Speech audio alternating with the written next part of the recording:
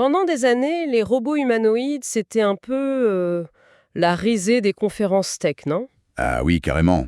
On se souvient tous de ces vidéos un peu virales. De ces prototypes à des millions de dollars qui tombaient lamentablement en essayant de monter une simple marche. Exactement. Ils étaient chers, super maladroits, et franchement, on se demandait un peu à quoi ils servaient. Et voilà que soudainement, au CES 2026, c'est le grand retour. Tous les plus grands labos d'IA s'arrachent ces machines. Il se passe quelque chose de fondamental. On assiste à un vrai retournement de situation. Pendant plus d'une décennie, l'IA, elle a évolué dans un monde abstrait. Dans le cloud, les données. Voilà, dans les téraoctets de données, les modèles de langage qui, au fond, n'ont jamais eu de corps. Et là, c'est comme si elle redescendait sur Terre. Elle se remet littéralement sur ses deux jambes. Très éclairante de la société AZTQ. Hmm. Elle se concentre sur un acteur qui est vraiment clé dans ce renouveau, Booster Robotics. Et l'analyse, elle soutient que leur approche nous révèle pourquoi l'humanoïde n'est plus un gadget. Mais qu'il devient une infrastructure critique. Exactement. Notre mission aujourd'hui, c'est de comprendre ce qui se cache derrière ce retour en force. C'est ça. Et on va voir que la réponse est bien plus surprenante qu'on ne l'imagine. Il ne s'agit pas du tout de nous vendre des majordomes robotisés. Ah non. Non. Il s'agit de forger les outils qui vont former la prochaine génération d'intelligence artificielle.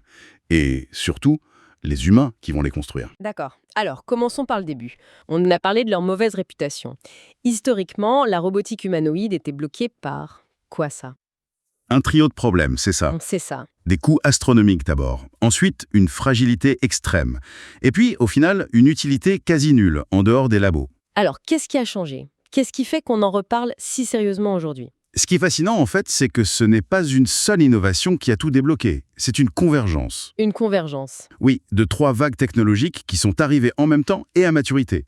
La première, c'est la maturité du calcul embarqué. C'est-à-dire?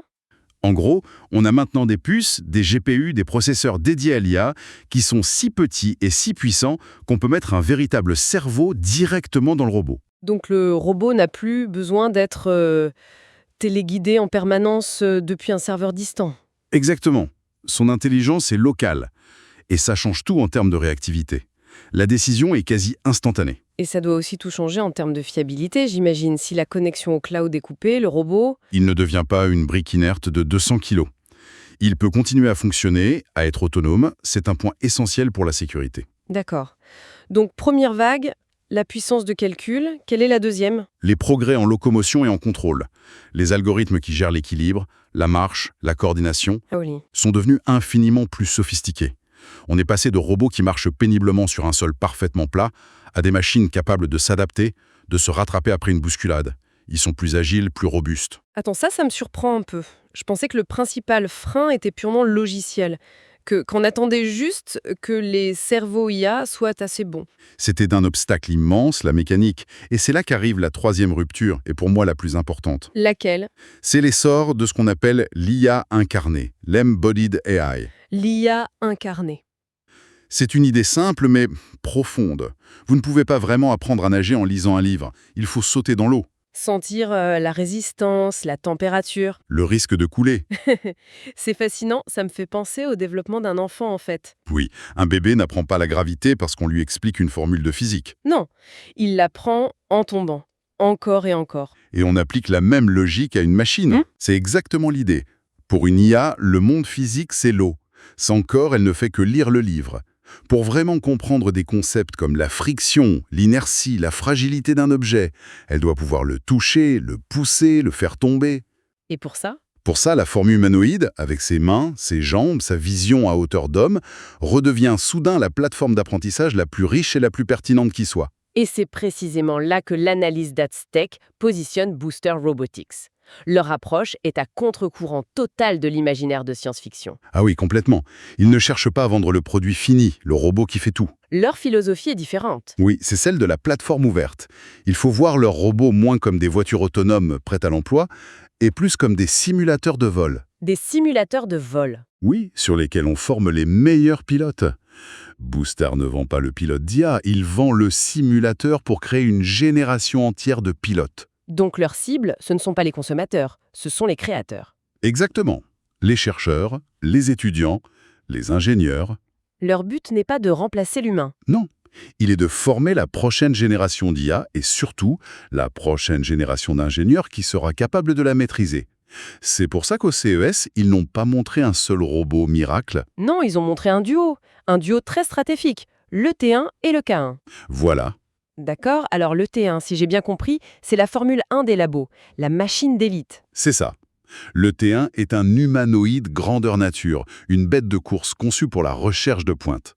On parle de locomotion sur des terrains complexes, de manipulation d'objets avec une dextérité fine. Les plus avancés. C'est la plateforme où l'on repousse les limites du possible, oui. Et au cœur de cette machine, on retrouve cette fameuse idée de calcul embarqué dont tu parlais.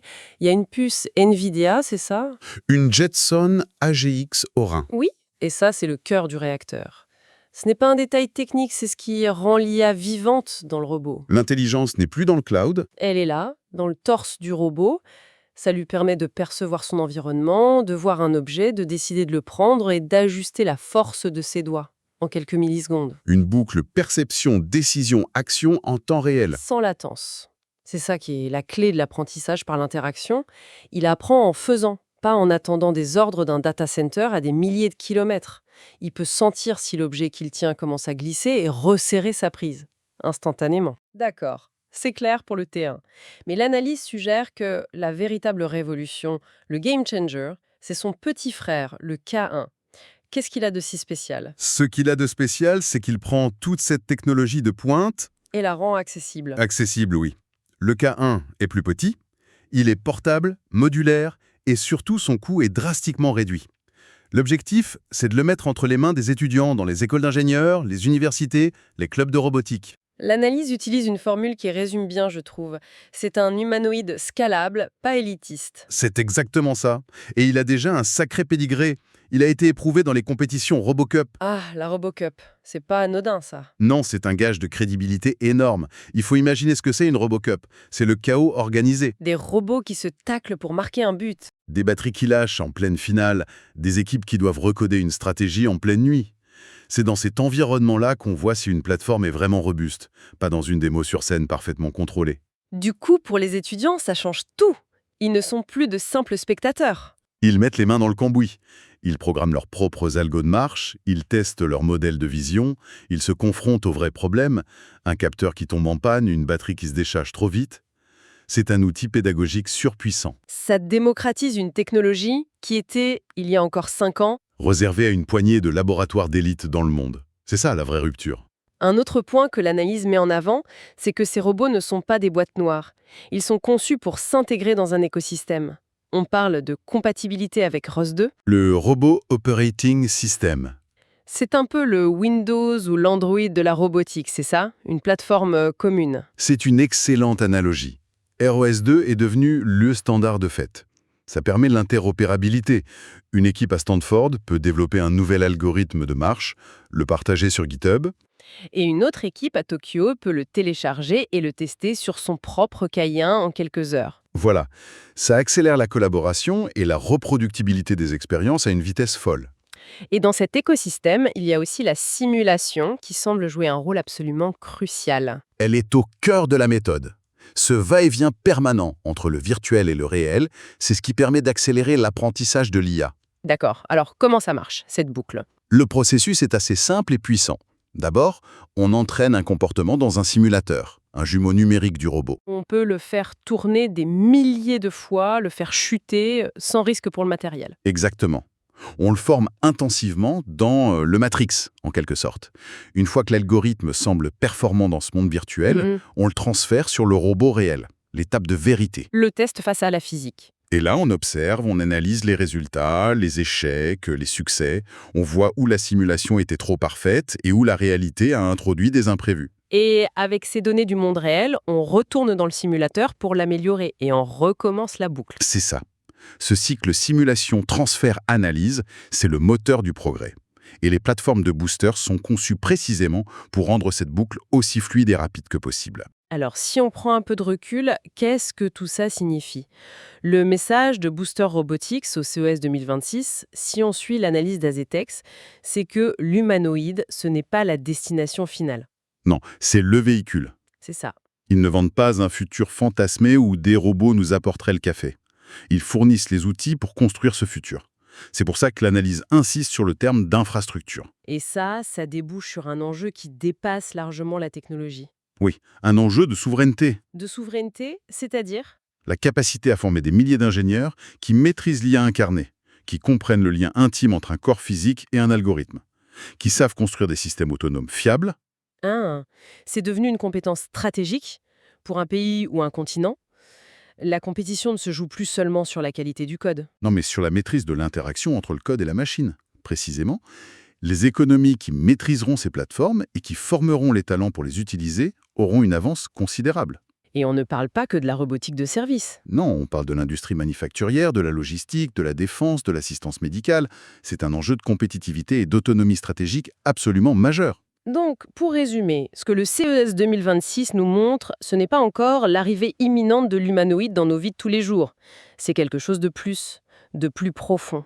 Oui, C'est l'humanoïde qui s'impose comme l'outil essentiel pour former à la fois l'intelligence artificielle et les humains qui la créent. c'est un retour au réel assez spectaculaire. On est saturé de discours sur les IA génératives qui créent du texte, des images, dans un univers purement numérique. Hmm. Et là, Booster Robotics et d'autres nous rappellent une vérité fondamentale. Il n'y a pas d'intelligence complète sans confrontation avec le monde réel, avec ses contraintes, ses lois physiques, son chaos. L'intelligence doit se frotter au monde pour devenir vraiment intelligente. C'est toute l'idée. Et l'analyse d'Aztec conclut sur une pensée que je trouve particulièrement vertigineuse. Ah oui. Elle dit que l'intelligence revient sur ses deux jambes. Si on pousse cette idée jusqu'au bout, ça ouvre une question fascinante. Vas-y. Si une IA apprend le monde à travers un corps physique, si elle doit gérer des concepts aussi concrets que la gravité, l'équilibre, la douleur d'un capteur qui se brise après une chute, quelle nouvelle forme d'intelligence pourrait émerger de cette expérience? Exactement, une intelligence qui ne serait pas basée que sur la corrélation statistique de texte, mais sur une expérience vécue. Physique. Qu'est-ce que ça signifie pour un algorithme de tomber et de devoir apprendre physiquement à se relever? On n'a pas encore la réponse. Non? Mais c'est peut-être l'une des questions les plus importantes que la technologie nous posera dans les années